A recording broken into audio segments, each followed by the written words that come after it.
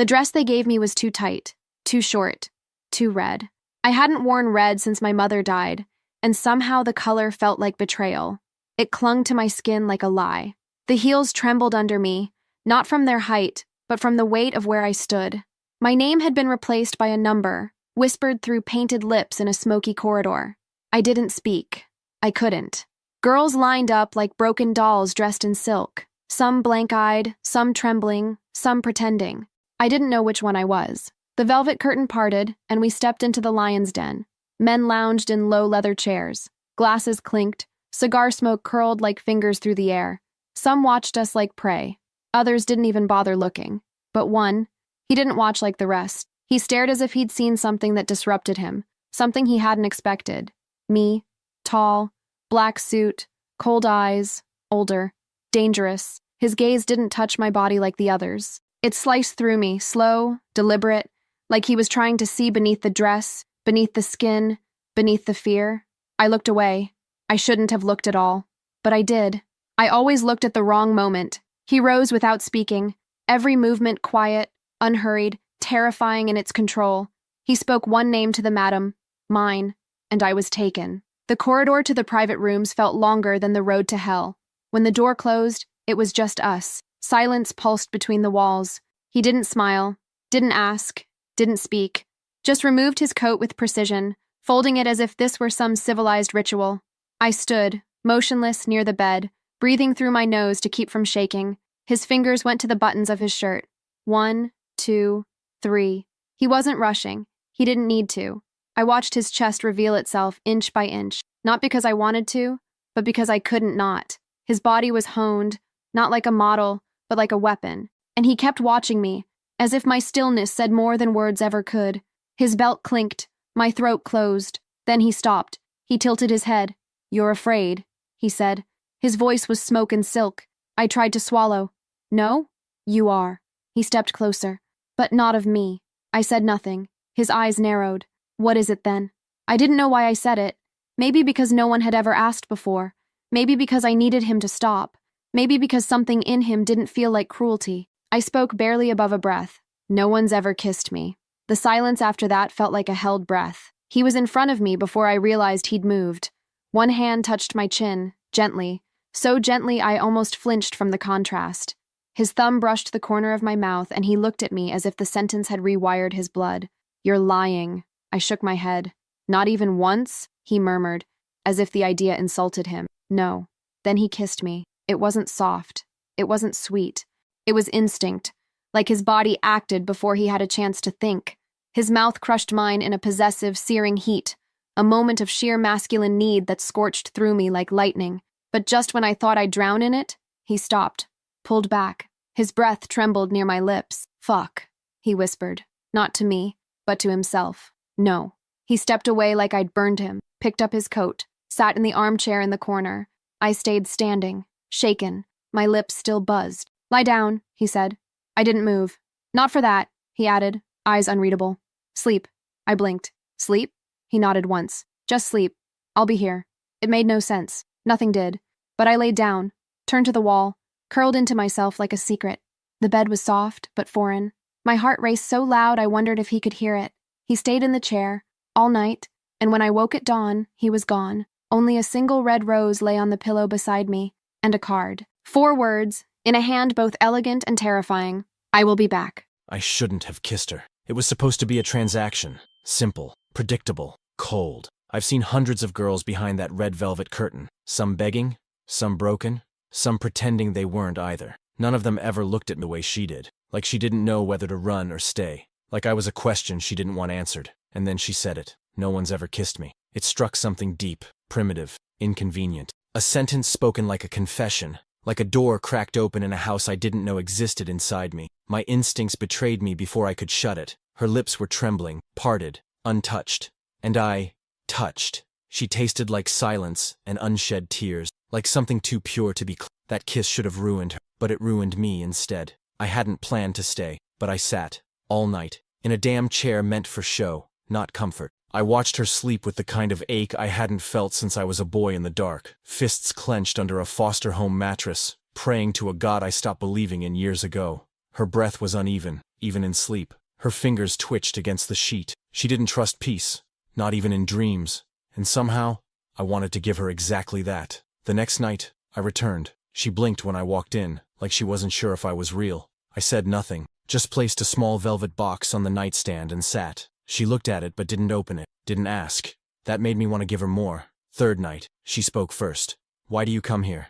I didn't answer. She waited. I could feel her eyes on me as I sat in the shadows, jacket folded neatly across my knees. The room was quiet, but something heavy moved between us, something hotter than desire. She turned toward the wall again, and I exhaled like I'd been holding my breath since I walked in. Fourth night, I brought her chocolate. Dark, Italian, handmade. I watched her fingers unwrap it slowly, uncertainly, like it might be a trick. She took the smallest bite, closed her eyes, her lips parted around the taste. I shifted in my seat, jaw clenched. She whispered, "Thank you." I didn't deserve it. By the fifth night, I was addicted to her silence, to the way her body softened when she thought I wasn't looking, to the sound of sheets moving when she turned in her sleep. I'd memorized every curve, every breath, but I hadn't touched her again, not once, not even a brush of skin. On the seventh night, I found her sitting up. "You don't have to stay," she said softly. "I know." "Then why?" I leaned forward, elbows on my knee. "You still think this is about sex?" She looked away. "Isn't it?"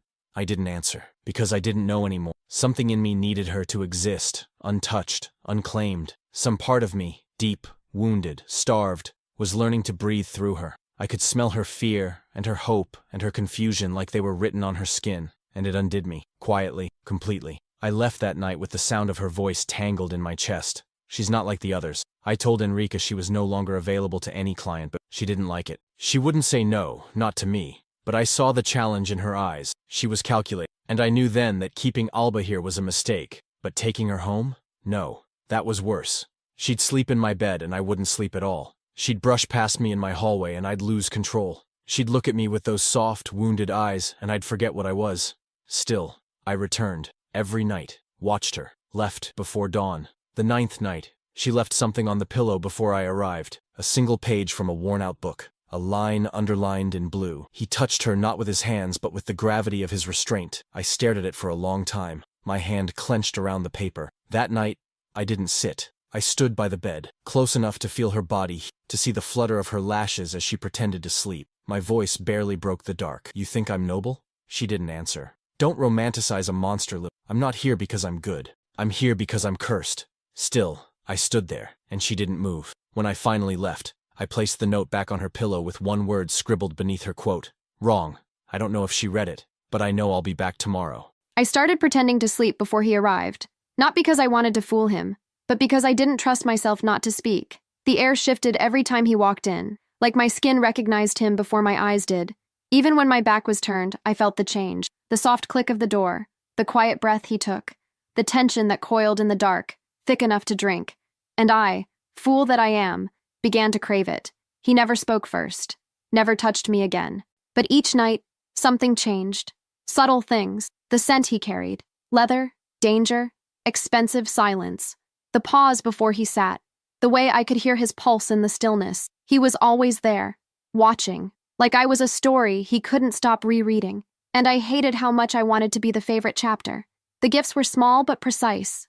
A rose, always red, a single chocolate, so rich it melted too fast on my tongue, a book page with lines underlined in black ink, a comb made of dark wood, a silk ribbon, things that meant nothing and everything, because he never explained, just left them, like breadcrumbs leading to something I couldn't name. Lucia noticed.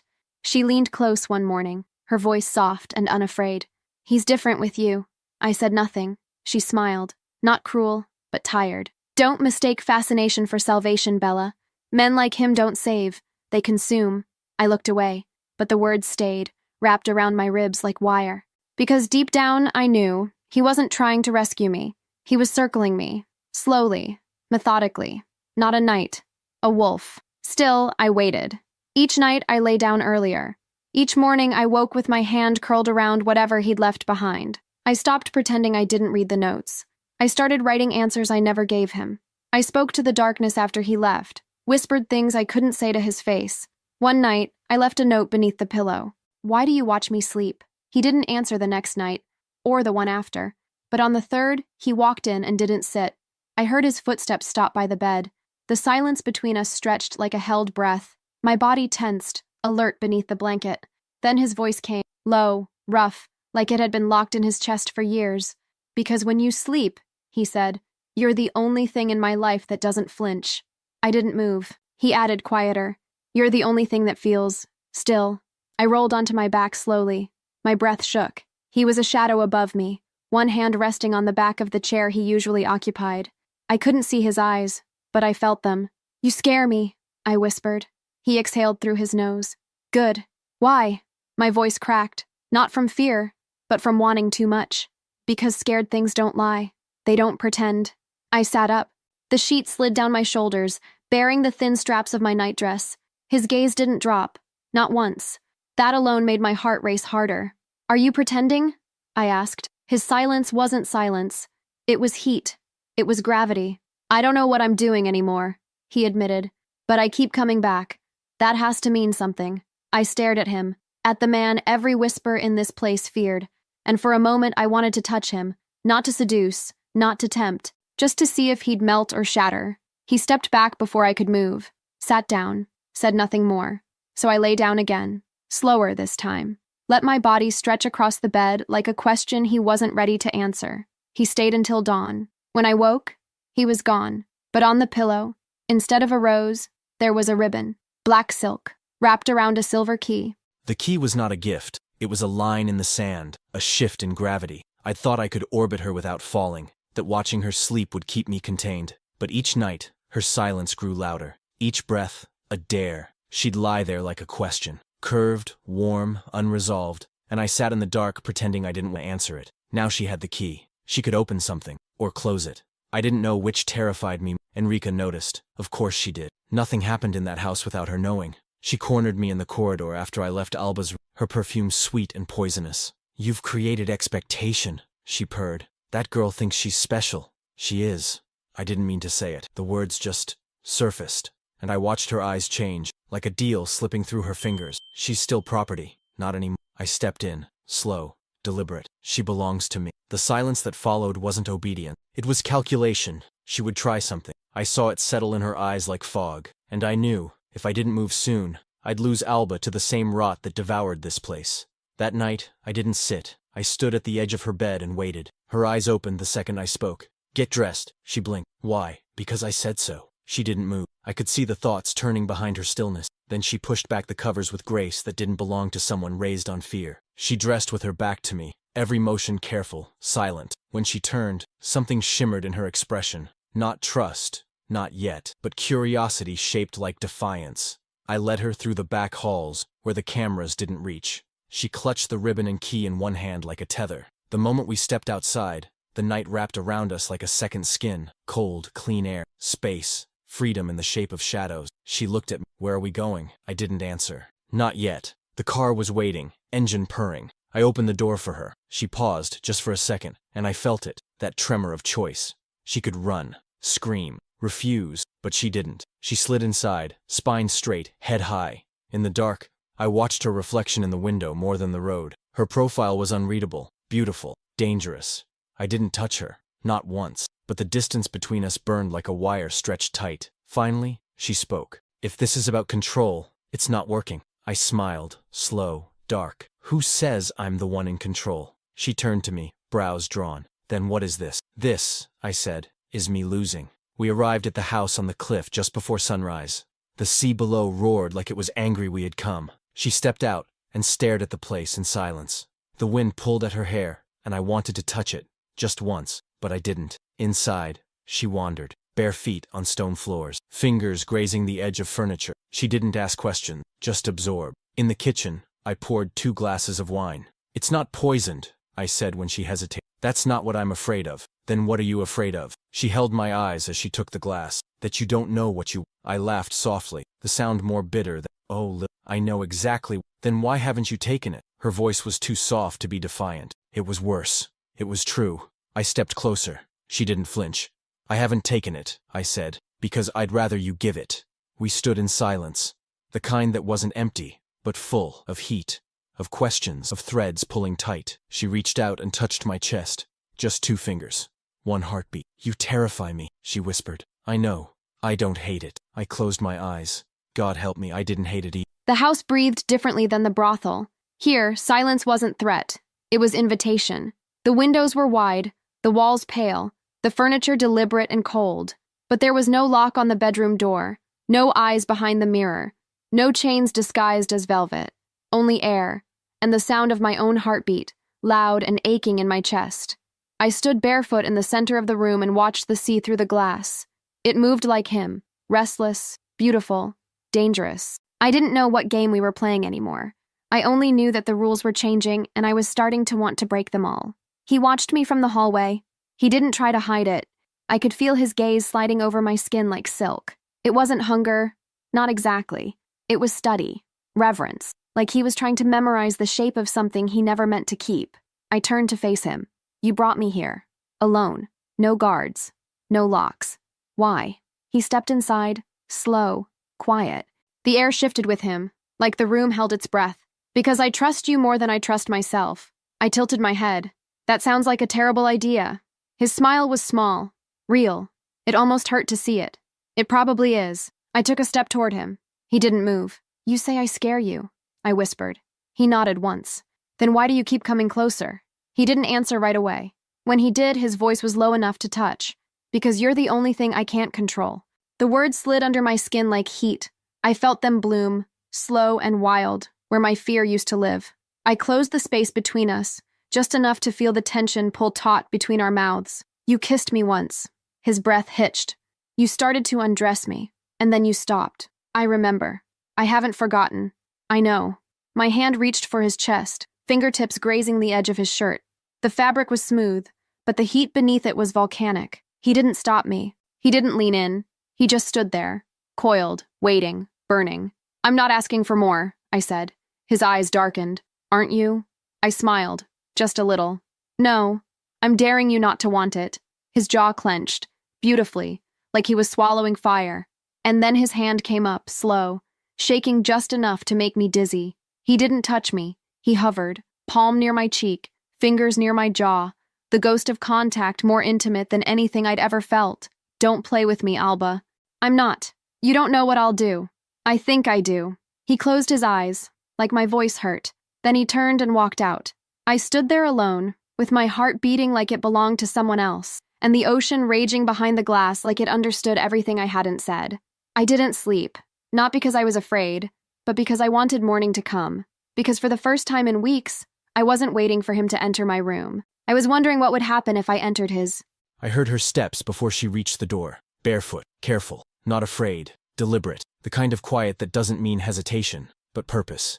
I didn't move, didn't breathe. I sat at the edge of the bed, shirt unbuttoned, pulse loud in my throat. The door didn't creak. She opened it like she belonged there, like the silence between us was no longer an. She stood in the doorway, a silhouette framed by the dim hallway light, nightdress clinging to her skin like something holy. My eyes drank her in and hated how hungry they. She didn't speak. She didn't need to. Her presence was the question. I was the answer, and I wasn't ready to give it. You shouldn't be here, I said. I know. Still, she stepped closer, slow, steady, her gaze never leaving mine. Then why are you? Her reply was soft. Because I can't sleep with your voice in my. That wrecked me. Not the words, but the way she said them, like she hated that they were true. Like I had become the ache in her spine, and she wanted it gone but didn't know how to exercise me. She stopped in front of me, our knees almost touching, her breath warm against my skin. I should have stood, should have walked away, should have shut this down before it burned everything, but I didn't. I tilted my chin just enough to look up at her properly. You think I'm safe now that we're here?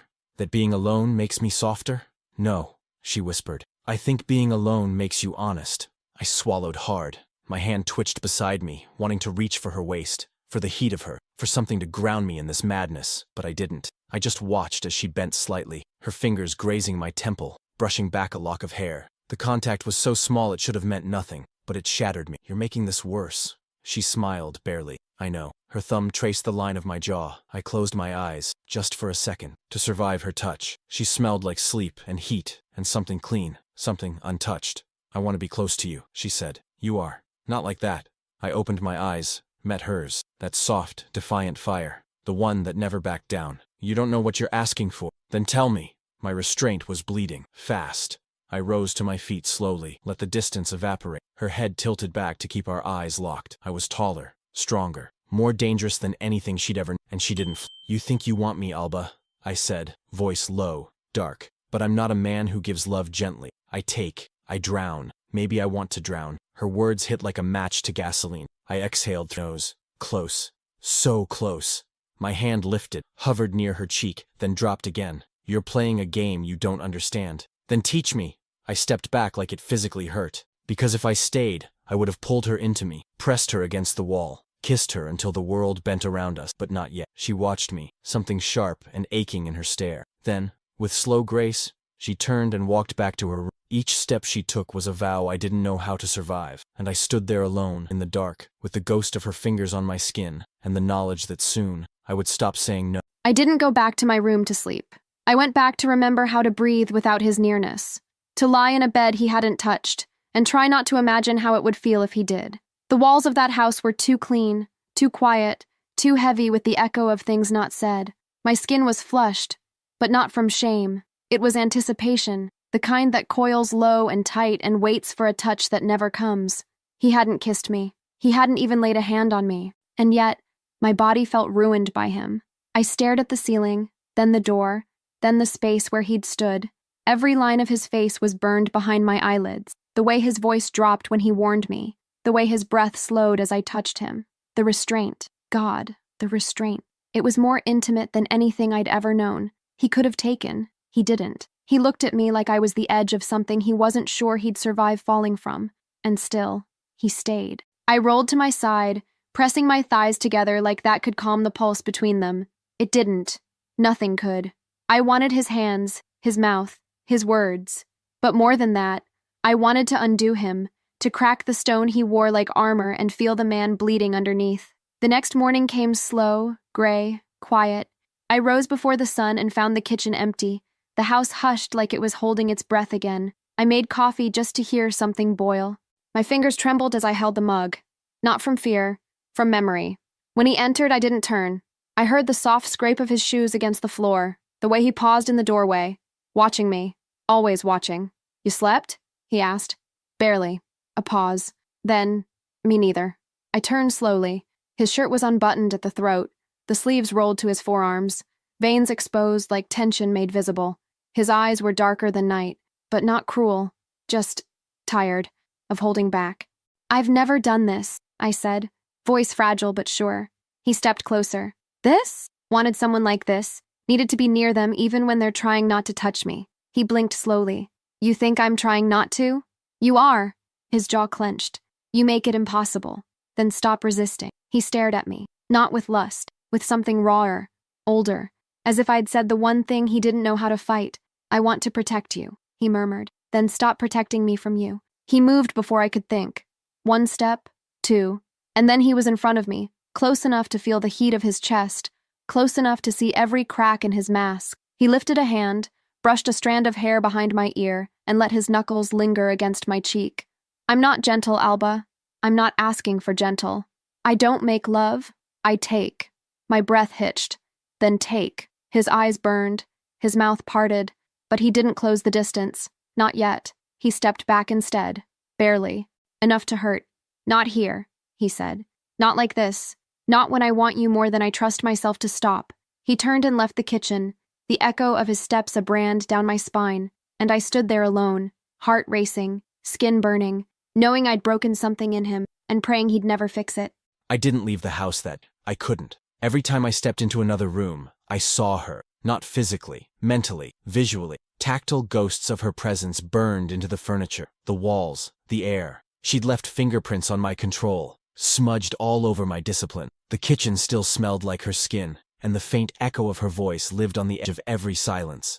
I hated how much I needed to hear it again. I hated how I was beginning to make decisions around the sound of her breath. By the time sunset bled across the sea, I found myself standing on the balcony, one hand gripped too tightly around a glass of whiskey, the other shoved into my pocket to stop it from going to her. The wind tugged at my shirt, and I let it, as if letting the world touch me would make it easier not to reach for her. It didn't. Nothing did, because she wasn't a distraction anymore. She was the center of gravity, and everything else in me was bending toward her. My phone buzzed. A name I didn't want to see. Viscari. The bastard didn't waste time. I hear you've been hiding treasures, he said. I didn't speak. I might like to borrow one. Still, I said nothing. He laughed softly. Silence is an interesting choice, DeLuca. Tells me you're afraid. I ended the call without a word. He'd gotten what he'd found, the soft spot, the chink in the armor, the one thing that could be used against me without negotiation.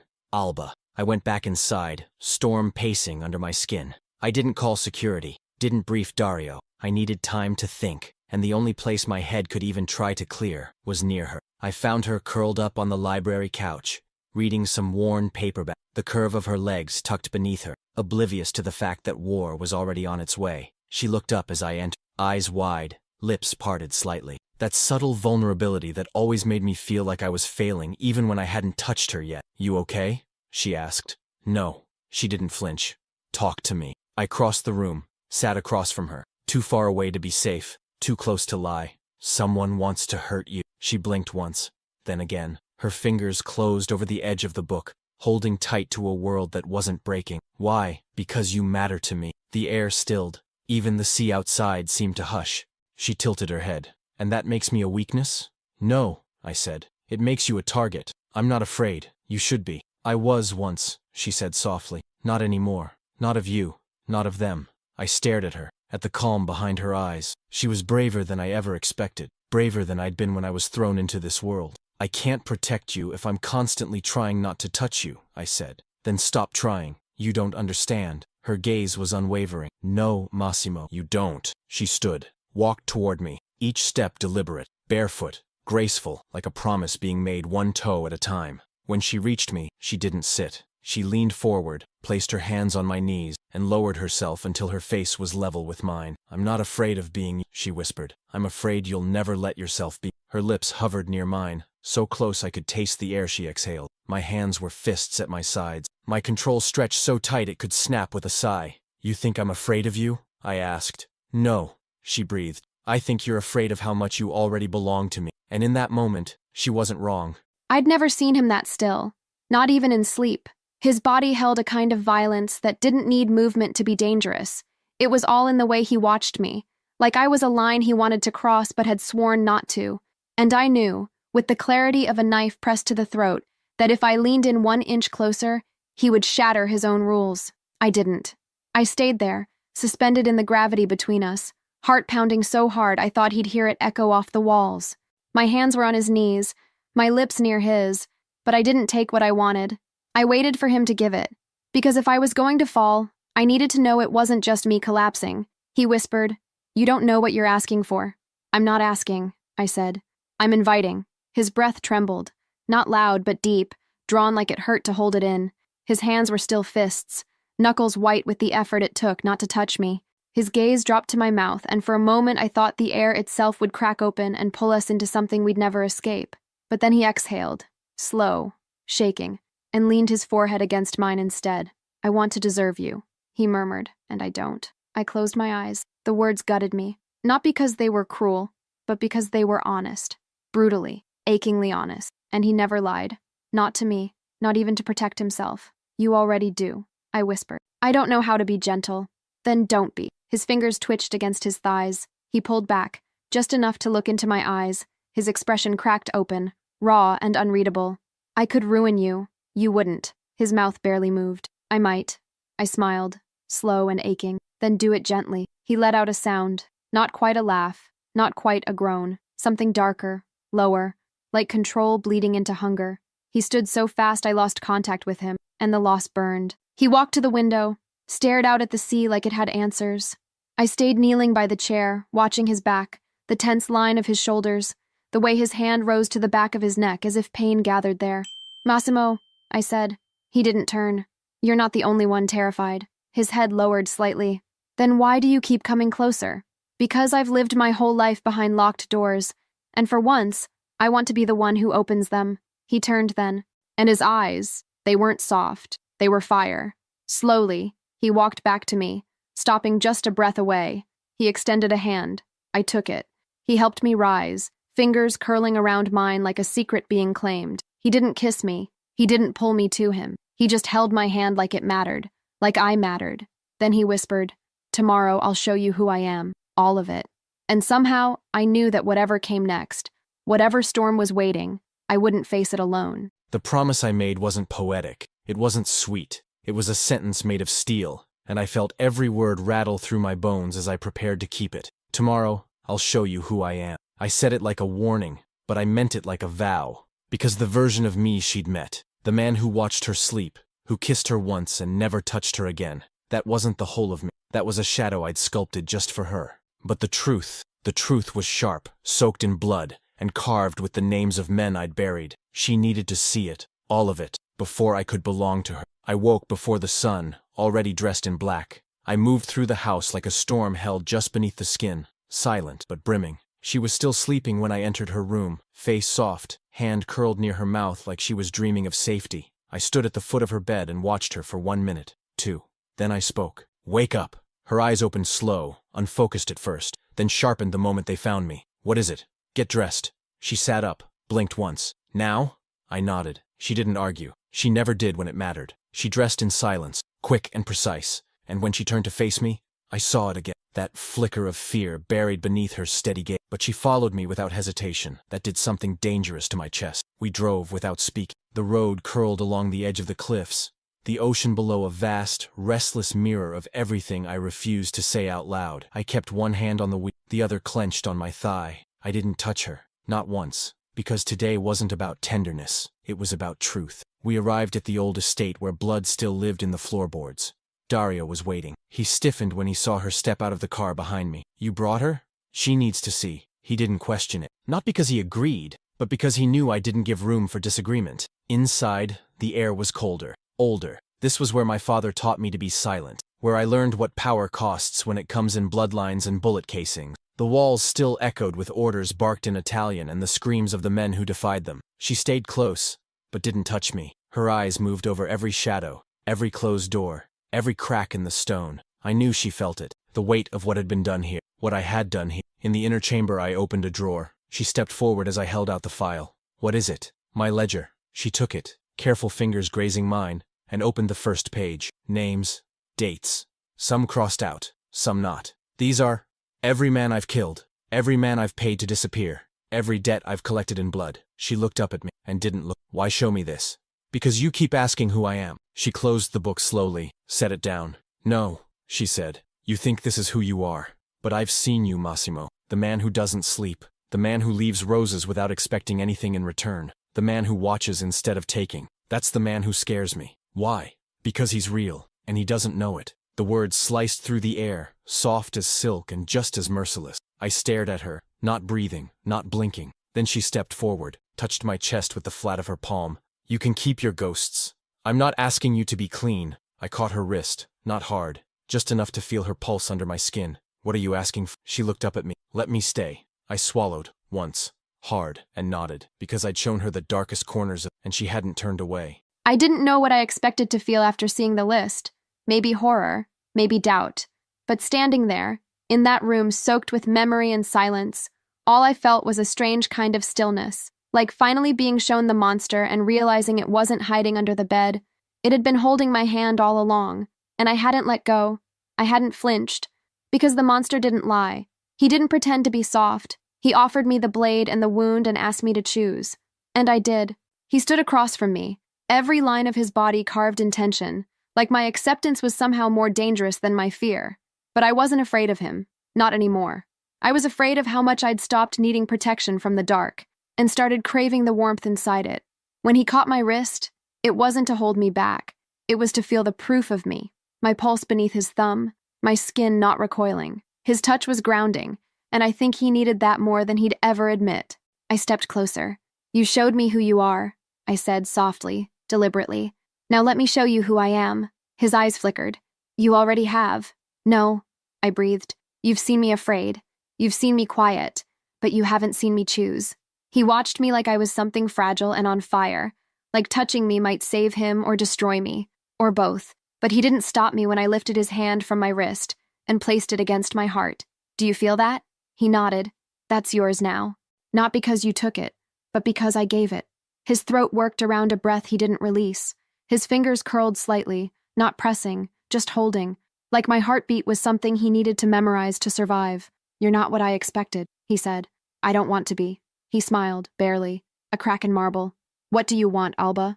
I stepped in, closing every inch between us until my breath lived on his lips and my words fell into his mouth before they reached the air. I want to be yours, in a way no one's ever been. I want to wake up knowing your darkness knows my name and still lets me sleep beside it. He exhaled like I'd pulled something loose in his chest. His hand slid to the side of my neck, slow, reverent, thumb tracing the line of my jaw. I leaned into it, not because I was weak, because I wanted to be held like that, like something precious and flammable. Say it again, he murmured. I didn't ask which part. I already knew. I'm yours. His eyes closed, and when they opened again, they burned. He didn't kiss me, not yet, but his forehead rested against mine, breath mixing with mine, hands at the edges of restraint. And I knew, whatever came next would change everything, not because of what we did, but because of what we'd already become. I didn't know how to touch her without turning to fire. Every part of me, every scar, every rule, every war I'd survived was pulling against the impulse to claim what was already mine. But she was standing there, heart pressed to my palm, breath spilling against my lips, and the word yours still echoing through my bloodstream like a fuse already lit. Her voice had carved it into me, not as possession, as surrender, voluntary, willing, dangerous, and I was shaking with the effort not to destroy it. She didn't ask again. She didn't beg or push or plead. She just stood there, eyes open, mouth soft, waiting, and that unspoken patience unmade me, because it told me she already trusted the answer. No matter how long it took, no matter what I did with it. So I let my hand drift, slow, like smoke, down her throat, over her collarbone, to the edge of her shoulder. My fingertips barely skimmed the strap of her dress. Her skin was warm, and I felt it. Every beat of her pulse, every breath she didn't dare take too loud. My thumb moved in a slow circle at the base of her neck. Her eyes fluttered closed, not in fear, but in surrender. I've never done this like this, I whispered. She tilted her head slightly, lips parted, breath trembling. Like what? While giving someone the chance to say no. Her eyes opened, locked on mine. Then this time, don't ask. Just listen. She lifted my hand and placed it at her waist, her own fingers resting over mine. Not pulling, not pushing, just holding. Her breath hitched as I tightened my grip slightly, not from force, but from reverence. Like I was anchoring myself to her body, to the only thing in the room that wasn't burning. My other hand rose to cradle her face, my thumb brushing just beneath her eye. Slow enough to feel her lashes tremble. She leaned into it. Her lips were so close now, I could taste them in the air. Alba, I murmured, her name more breath than sound. Yes. That one word undid me. I kissed her. Not with force. Not with dominance. With everything I'd never been taught. It wasn't fast. It wasn't rough. It was full of hesitation laced with hunger. Like I was tasting the very thing I'd never believed I could deserve. Her mouth opened, soft and warm and alive. Her fingers tangled in my shirt, pulling me closer. And I let her. I let her guide the moment, as if she'd been waiting her whole life to teach me how to be tender. When we broke apart, it wasn't out of breath. It was out of need, for more, for space, for control. Her forehead pressed to mine again, and she whispered, "That felt like the first time I've ever been kissed." And I said the only thing I could. So did mine. We stood like that, still, shaking, silently acknowledging the storm we'd just survived. Or maybe the one we'd just started, because what came next wouldn't be just a kiss. It would be everything. He kissed me like he was afraid I'd vanish if he did it wrong. And maybe I would have. Maybe if he'd rushed, if he'd forced, if he'd taken instead of tasted, I would have shattered into the girl I used to be. But he didn't. His lips told stories his mouth never had. About control. About patience. About wanting something so badly you forget how to hold it. And I had never felt so powerful as I did in that moment. Being kissed by a man known for power, who was holding me like I was the one who could break him. I didn't sleep that night. I stayed curled in his bed, the air still thick with the memory of his mouth. He didn't come back after that kiss. Not to my room, not to say goodnight, not even to leave a rose. But I felt him, in the walls, in my skin. I could still taste him on the inside of my lips, like a phantom made of warmth and restraint. The next morning I woke to voices, low, sharp, male. I pulled on a robe, heart already tense, and followed the sound to the study. Dario was there, and I knew before a word was spoken that something had cracked. "She's not safe here," Dario snapped. "She's safer here than anywhere else. Viscari doesn't play with threats, Massimo. If he sent that message, it means he's already moved." My feet stopped moving. I stood just beyond the doorway, half hidden, half exposed, pulse a hammer behind my ribs. "What message?" I asked. 2 sets of eyes turned toward me. Massimo's face didn't change, but his jaw clenched, and that told me enough. "Lucia," he said carefully, "is missing." My throat closed. "When?" "Last night. And you didn't wake me?" "I was going to handle it. You still think I'm something fragile, don't you?" "No." His voice was quiet. "I think you're the reason I've waited this long to burn down the world." I stepped fully into the room, looked Dario in the eyes. "Did Viscari take her?" Dario hesitated. "We don't have confirmation, but the timing fits, and we know he's been watching." Massimo's silence was louder than rage. I turned to him. "We have to do something." "I will," he said. "No." My voice didn't rise, but it held steel. I'm not letting you shut me out of this. She's my friend. She protected me before you ever did." His eyes narrowed. "And you think I'd let anything happen to you now?" "I think," I said, stepping closer, "if you go into that fire alone, you'll never come back the same." He didn't speak, just stared at me like I was becoming someone new right in front of him. Maybe I was. Maybe love doesn't just soften us, it sharpens us too. Turns quiet girls into weapons, turns broken men into shields. And maybe the moment we stop running from the dark is the moment we become it. For the right cause, for the right person, and she was worth it. She said "we" like it was a battle cry, like there was no hesitation, no second thought, no turning back. And it struck something deep in me, a place so long buried under power, violence, and necessity that I almost didn't recognize. Loyalty, the kind that doesn't ask what it will cost, the kind that runs straight into the fire with open eyes. She wasn't asking permission. She was standing beside me like she belonged there, and God help me, she did. I didn't want her near this, but I wanted her near me more. We drove in silence, night folding around us like a veil, the air between us pulsing with things unsaid. My hands gripped the wheel tighter than necessary. Her presence beside me was too calm, too still, like the eye of a storm pretending not to know what comes next. She wasn't afraid. I kept glancing at her, waiting for the cracks, for the panic, but her face was carved in resolve, and I realized she wasn't pretending to be brave. She was already braver than I had ever been. The compound came into view like a wound in the landscape. Steel gates, stone walls, a fortress pretending to be discreet. I'd known Viscari would come for something. I didn't think he'd go for Lucia. That made it personal, and personal was a mistake. We parked a quarter-mile out. I turned off the lights. She unbuckled her seatbelt without a word. "You don't have to come in." "I know." "Alba," she turned to face me. "You keep trying to protect me by pushing me away. What if the only way to protect me is to let me stand beside you?" I exhaled slowly. My hand reached for her face, thumb brushing her cheek with more reverence than I'd ever offered another living soul. "Stay behind me." Her lips curved, not into a smile, but something softer. "Only when I have to." We moved like shadows through the trees, my men flanking us at a distance, silent and invisible. Dario gave the signal when the perimeter was clear. I nodded once. My gun was already warm in my... When we breached the first gate, I could feel her breath behind me. Steady, focused. She didn't stumble. She didn't freeze. She followed my every move like she'd been born to this.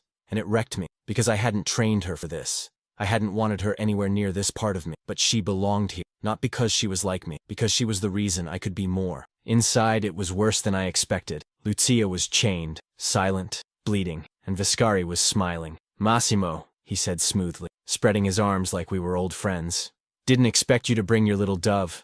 Alba stepped forward before I could stop her. "I'm not his dove," she said. "I'm the storm he keeps trying to hold back." Viscari laughed, low and mocking. "I see she talks now. She kills too," I said flatly. "Or she will, if you don't move." He stepped closer, just enough to test me. "You've changed, DeLuca." I raised my gun, leveled it at his heart. "No, I just finally found something worth losing everything." His smile cracked, and I fired. I'd never seen someone die before. Not like that. Not with such precision. Not with such stillness after. There was no dramatic gasp, no last-minute plea. Just a sound, sharp and final, like a door slamming shut on a life already emptied. And Massimo, he didn't flinch. He didn't blink. His arm lowered slow, his breath steady. It was as if he'd just exhaled a truth that had lived in his chest too long. And still, he turned to me, not to check if I was scared, not to explain, just to see if I was still there, still standing, still his. I was, but something inside me had shifted, not because of the blood or the chains, or the way Lucia collapsed into Dario's arms with a sob too hoarse to be called relief. No, what changed me was him, the man who didn't hesitate, the man who killed for me, and with me at his back. We moved quickly after that. The compound fell silent. Viscari's men scattered or died. The others didn't look at me like I didn't belong anymore. I'd stepped into something permanent and unspeakable. I could feel it in my skin, a weight, a mark, and I didn't want it gone. Back in the car, he didn't speak. He drove like his hands remembered something his mouth couldn't say. I sat beside him, eyes forward, pulse steady, not numb, not cold, just aware of everything, the tremor in my fingertips, the fire still coiled low in my stomach, the faint taste of metal in my mouth from biting back fear too long. When we reached the house, I waited. I didn't open the door. I didn't move until he did. He stepped out first, walked around, opened my door like it was the most natural thing in the world, like I hadn't watched him end a man's life an hour ago, like I hadn't loved him for it. Inside, we didn't turn on the lights. We moved through shadow, quiet, with only the sound of our breathing and the soft thud of our steps against the floor. I went to the kitchen. He followed. I poured 2 glasses of water. He didn't touch his. His voice came low, rough. "You shouldn't have seen that." I looked up slowly. But I did. He leaned against the counter, arms crossed, head lowered. "And you stayed," he murmured. I took a sip, let it settle before I answered. I didn't stay in spite of it. I stayed because of it. He lifted his eyes, and they weren't hard anymore. They were shattered glass and ash. "I don't know how to be anything else." "You don't need to be," I said. I didn't fall in love with something soft. He moved then, fast, but not violent, not desperate, just decisive. He took the glass from my hand and set it down. Then he pulled me into him, not with hunger, but with need. His arms around me, face buried in my hair, his body shaking in ways he wouldn't let anyone else see. "I would burn down every part of this world if it meant keeping you safe," he whispered. "I know. I've killed for less. I know." I tilted my face up, brushed my lips against his jaw. "Then live for me now." He went still, completely still. Then his mouth found mine, and this time, he didn't stop. She kissed me like I was something breakable, and no one had ever done that before. No one had ever looked at my damage and decided to handle it with care. I didn't know how to breathe through. I didn't know how to ask her to stop, and I didn't want her to. Her mouth was soft, certain, slow, not demanding, not forgiving, just there, present, steady, and real. I could taste everything I'd been running from on her lips. Trust, belonging, surrender without fear. I gripped her waist like I might fall without her. She pressed closer, arms sliding around my neck, the heat of her chest against mine a quiet promise, and I felt myself begin to unravel, thread by thread, instinct by instinct, not from lust, from the terrifying sense that she was letting me be something no one else had ever seen, and I didn't want to fail her. I pulled back, just enough to rest my forehead against her, just enough to hold still while everything in me begged to move. "Alba!" Her name was an apology, a prayer, a warning. She opened her eyes slowly. Her hands were still on me. She didn't loosen them. "I'm not afraid of what you'll do," she said, breath brushing my skin. "You should be," I whispered. "Why? Because you've lived in shadows? Because you've hurt people who tried to hurt you?" I shook my head. "Because I've never learned how to love without destroying." Her fingers slid down to my chest, splayed over my heart. "Then learn with me." I kissed her again, this time slower, deeper, with the kind of hunger you taste at the end of a long war. She answered it without flinching, without hesitation. Her body melted into mine like we'd been carved to fit. She gasped when my hands gripped her hips, and I swallowed the sound like it was sacred. We moved together, not rushed, not rehearsed, just raw, true. Our clothes fell away one piece at a time, soft and quiet, like secrets no longer needed. And when I laid her down, every part of me touched her with intent, reverent. I memorized her skin with my hand. I traced her with my mouth. I kissed every breath from her lips until she was nothing but sound and sensation, but she whispered my name like a confession. I answered with hers like a vow. We burned slowly, together, and when we came apart, shaking, breathless, still wrapped in each other, it wasn't just physical, it was surrender, soul deep, unforgiving, final. I held her after, long after, and for the first time in my life, I didn't feel empty. I felt whole, because she didn't just give herself to me, she took me with her. The morning didn't feel like morning. It felt like aftermath, like breath caught between what had been undone and what had finally begun. The sun slipped through the curtains in slanted gold ribbons, painting his skin like something divine, but he wasn't soft in sleep. Not entirely. Even now, he wore tension like a second skin, his arm draped around me with possession, not laziness, his brow furrowed even in dreams, like he was still guarding something. Maybe me, maybe himself. I studied the line of his jaw, the curve of his lips, the way his breath caught when I shifted beneath the sheets. And still, I didn't move far. I didn't want to. The air between us still buzzed with the night before. My body ached in the best way, slow and satisfied, wrapped in a feeling I didn't have words for. But it wasn't just about what we'd done. It was what we hadn't said. I slid my fingers across his chest, slow, like I was tracing a map only I had the right to read. He stirred but didn't open his eyes. "You're awake," I whispered. A beat, then his voice, deep and low. "Always." I smiled into his skin. "Liar." His arm tightened. "Only when I want you close." I tilted my face up to look at him, then lie to me forever. His eyes opened slowly, still heavy with sleep, but burning beneath it. "I can't," he said. "Not with you.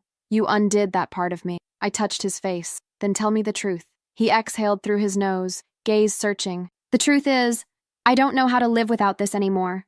Without you. Without waking up and wondering if you'll still be beside me." I leaned in, kissed the corner of his mouth. "I will." "For how long?" "For as long as you let me be your calm." He brushed his knuckles down my arm, then gripped my hand like it grounded him. "And if the storm comes back? Then we face it together."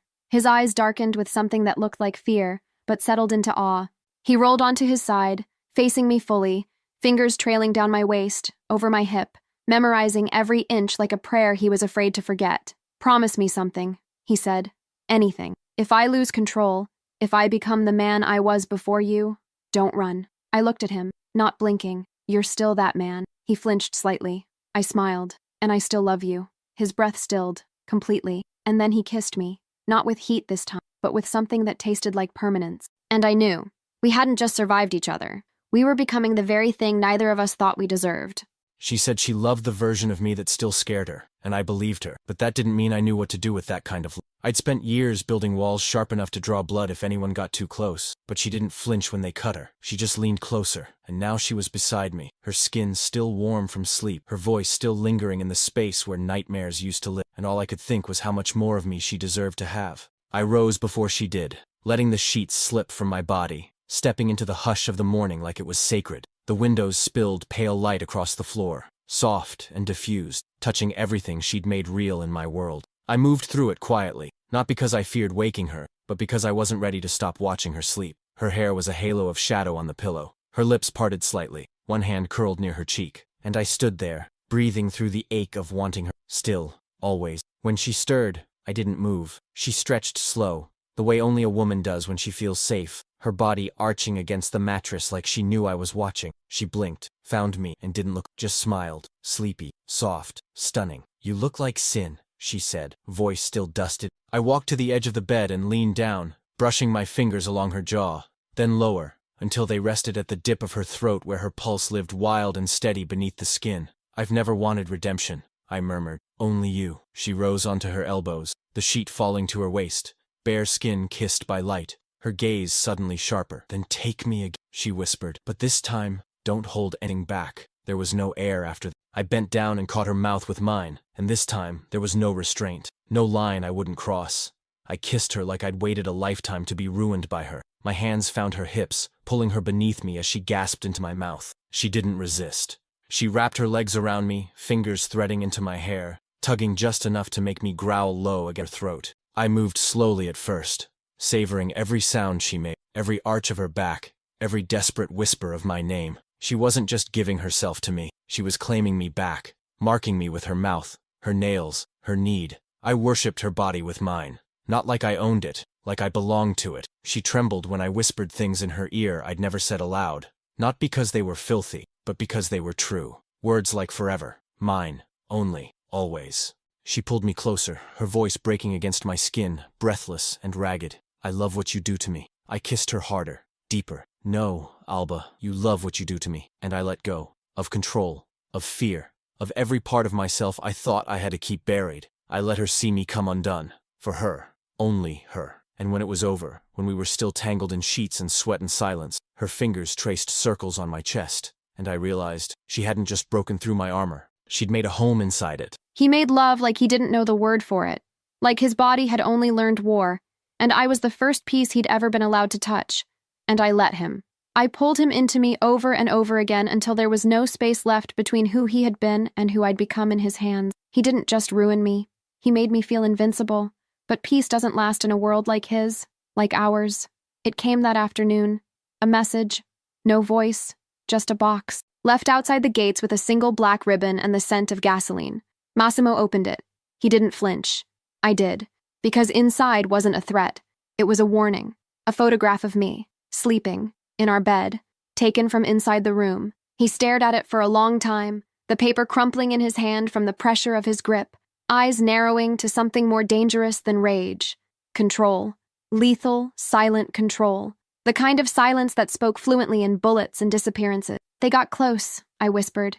He looked at me slowly, the line of his jaw tightening. They won't again. Dario was called. Walls were searched. Systems were ripped apart. And I didn't cry. I didn't scream. I didn't run. I stood in the center of the storm and waited for the eye to find me. Later that night, he came to me. Not with apology. Not with guilt. With armor. Not the kind you wear. The kind you become. I need you to leave, he said. I stood. No. Boy, you don't understand what this means. I understand exactly what it means. They got close enough to scare you. He stepped forward, hands clenched, voice rough. You think I'm scared for me? No, I said. You're scared of what you'll become if they touch me again. He stopped, frozen, and in that stillness I walked to him, slid my hands over his chest, and looked up. Let me stay, I said softly. Not because you need to protect me, but because you don't have to hide from me anymore. His eyes closed like the weight of that truth cracked him wide open. You make me weak. No, I breathed. I make you real. He kissed me then, but it wasn't soft, it wasn't slow. It was the kiss of a man making a decision, a vow, a line drawn in blood and fire. And when he pulled back, he whispered against my lips, "They'll learn." His arms wrapped around me like armor, his breath against my neck, his voice, low and final. "They'll learn who you belong to." There's a silence that comes after vengeance.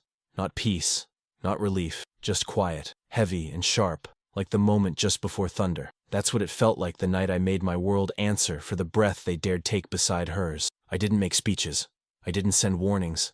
I left blood in my wake, and no one questioned why. They understood. She was no longer mine in secret. She was mine in fire, in war, in empire. When I walked into the hall, every man stood. Not because I asked them to, but because she entered behind me, dressed in black, head high, eyes steady. They looked at her and saw something more than beauty. They saw the reason I hadn't burned the world sooner. Dario poured the whiskey, aged, sacred, poured only once before, when I buried my father. Tonight, it was for the woman who'd rewritten the bloodline. She doesn't wear a crown, I said, raising my glass. She doesn't need one. They watched. They listened. She sits beside me, speaks when she wants, kills only when necessary. A ripple of breath moved through the room, and from this day forward, no one touches her, looks at her, breathes near her, unless they're ready to pay the price. I turned to her. Her eyes were on me, calm, unblinking, and in front of every man I commanded, I bent my head, not as a gesture of weakness, but as proof that power could kneel, that the king doesn't lose himself by loving the queen. He becomes her sword, her silence, her home. I reached for her hand, pressed my lips to her fingers, and spoke only to her now. You're not just mine anymore, Alba. I'm yours. She leaned in, whispered into my ear, breath like fire and silk. Then show them what love looks like when it rules, and I did. Sometimes I wake up before him, just to watch him breathe. Not because I'm afraid he'll disappear, but because I still can't believe he stayed. The world we built isn't quiet. It never could be. The house is too big, the guards too close, the air still thick with power and threat and the memory of what we survived to get here. But inside this bed, inside these walls, we made something louder than fear. We made peace. Not the kind that's soft and fleeting, but the kind you fight for, bleed for, hold on to with both hands. He sleeps like a man who never used to. Heavy, honest. His arms slung over my waist, fingers tangled in the fabric of my nightdress like he's afraid I'll vanish into morning light. He doesn't talk in his sleep. He barely moves. But every now and then I feel him murmur my name under his breath. Just one syllable. Barely sound. Like he's keeping me with him, even in dreams. Our daughter cries down the hall.